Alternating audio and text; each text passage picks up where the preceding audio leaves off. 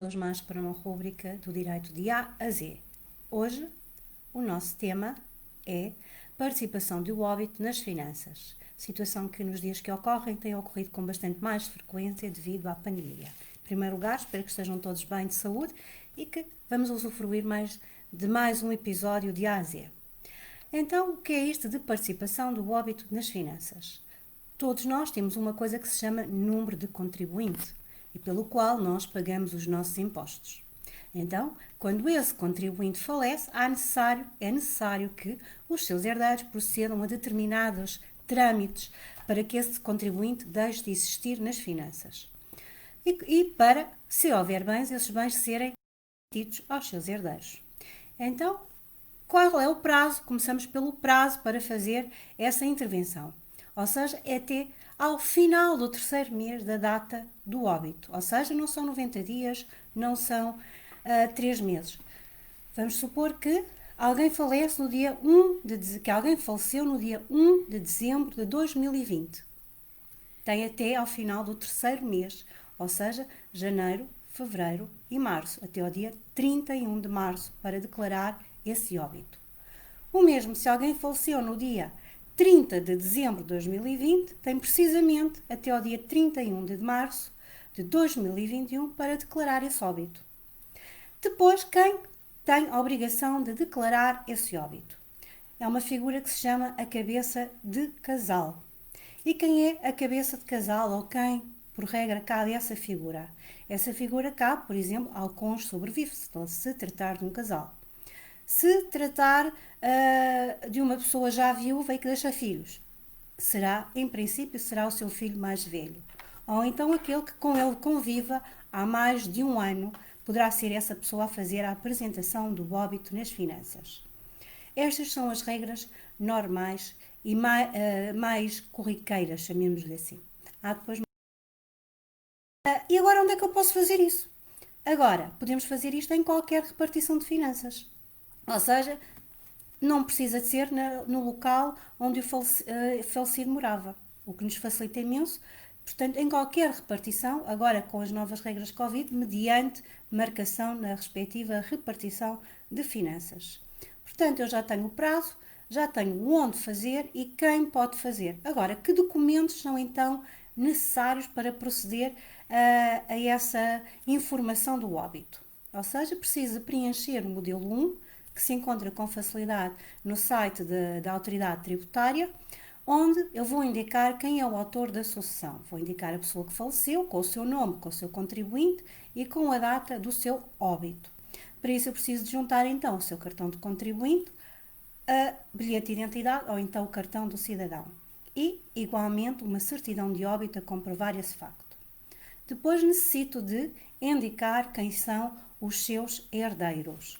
E então preciso do nome e, mais uma vez, do contribuinte de cada herdeiro. Se, porventura, a pessoa falecida deixou testamento, vamos também aqui indicar se existem mais alguns, além dos herdeiros legais, se existe algum outro herdeiro ou legatário que seja incluído na descrição dos herdeiros, Depois, nós sabemos o que é que vamos declarar, ou seja, nem tudo é declarável. Ou seja, eu não preciso declarar os bens para uso pessoal ou para uso doméstico, como, por exemplo, as louças, cadeiras, etc. Não preciso fazer essa declaração desses bens. Também não preciso, nem me encontro obrigada a fazer a participação de qualquer plano de poupança-reforma, de qualquer outro tipo de plano de poupança. Mas tenho que declarar determinados bens, os bens imóveis, ou seja, as casas e os terrenos. Preciso de identificá-los através da caderneta predial, onde consta a matriz urbana do dito prédio. E devo de indicar também o valor, que poderá ser o valor da matriz, ou seja, o que consta na caderneta predial. Também tenho de declarar bens sujeitos a registro, como, por exemplo, os automóveis, os barcos, as aeronaves. Também, e sobretudo para determinadas zonas, é importante não esquecer que também devemos apresentar e indicar as espingardas e pistolas, porque são bens que estão sujeitos a registro, bens que estão sujeitos a licenças próprias e, portanto, é preciso também dar estas informações. Se tiver também obras de arte, também tenho que as declarar E uma coisa muito importante, quase todos nós temos uma conta bancária. E então precisamos de juntar um documento comprovativo da movimentação dos últimos 60 dias anteriores à morte. Não é um extrato bancário. Não é tirar no multibanco o extrato bancário. Não, temos que ir à entidade bancária onde havia a conta e dizer que esta pessoa faleceu. Precisamos deste documento para apresentar nas finanças. É um documento que tem custos e é o único custo que nós temos ao longo deste processo.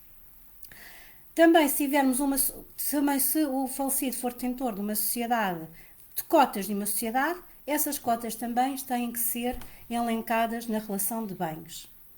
E se o falecido não tiver bens, então eu posso apenas somente participar do óbito, não tenho bens a transmitir, mas o que ela diz é que não existe essa obrigatoriedade de fazer essa participação. Posso fazê-lo, mas não estou obrigada. Caso contrário, estou obrigada. Se eu não fizer isto dentro de determinado prazo, posso incorrer em coimas que vão desde os 250 euros, penso que até aos 1000 euros. Portanto, um processo que corre depois no serviço de finanças competente. Agora, eu disse que não havia custos, não há custos se tratarmos de herdeiros legais, ou seja, se eu herdar dos meus pais ou se os meus filhos herdarem de mim. Portanto, se for os herdeiros diretos. Se, porventura, então aqui não há qualquer taxa de imposto a pagar e os bens são transmitidos gratuitamente. Não há imposto sucessório. Porém, se eu herdar algo do meu tio, ou algo do meu primo, ou algo do meu irmão, portanto que são parentes, mas são colaterais, aqui sim existe incidência do imposto sucessório. Por isso é importante, quando indicarmos na relação de bens, indicarmos os valores desses bens, porque é sobre eles que vai incidir a taxa de imposto. Esta taxa de imposto é 10% sobre o valor do bem que calha ao herdeiro. Este valor vai ser feito pelas finanças e consultar só a minha cábulazinha. E parece que é cábulazinha. Está aqui a cábula. Ou seja, se eu não concordar com o valor do imposto, tenho um determinado prazo, cerca de 60 dias, para reclamar, para recorrer dessa situação. E reclamar, portanto, o valor do imposto. Caso eu concorde com o imposto, o que é que acontece? As finanças, automaticamente, se for um imposto superior a 1000 euros, fazem automaticamente a cobrança a prestações, e estas prestações podem ir até 10 prestações, e o valor mínimo de cada prestação terá que ser de 200 euros. Contudo, as finanças às vezes ainda nos trazem surpresas, e esta até é uma agradável. Se pagarmos todo o imposto de uma só vez, temos uma redução do valor a pagar. Depois, com esta situação toda, o que é que acontece? Acontece que é dada um número de contribuinte à herança. Por regra, os nossos números de contribuintes, pessoas singulares, começam por 1, por 2, e se for uma sociedade, por regra, começa por 5 ou por 9, consoante o tipo de sociedade, e se for uma herança, começa sempre por 7. Portanto, é uma herança indivisa. Existem aqueles bens, mas aqueles bens não foram atribuídos ainda a ninguém em concreto. Cabe ao cabeça de casal gerir aqueles bens. Vamos pensar que tínhamos um casal, que o membro do casal que faleceu era titular de ou rendimentos agrícolas, ou rendimentos industriais ou comerciais, e que o cônjuge sobrevive, pretende continuar a ter esses rendimentos. Como é que pode fazer? Ou seja, pode fazer da seguinte maneira: vai cessar a atividade da pessoa falecida, porque entretanto faleceu e comunicou o óbito, já tem, através destes procedimentos da entrega do modelo 1, o número da herança indivisa. Com essa indicação faz o quê? Declara o início de uma nova atividade para a herança indivisa. Enquanto a herança, se assim se mantiver, vai usar para toda a sua comunicação fiscal esse número de herança indivisa. Ou seja, a herança indivisa pode ficar indivisa eternamente, não estamos obrigados a fazer a partilha. Contudo, existem obrigações que o cabeça de casal deverá cumprir para com os outros herdeiros. Mas isso fica para um outro direito de A a Z, a partilha. Até lá e boa tarde.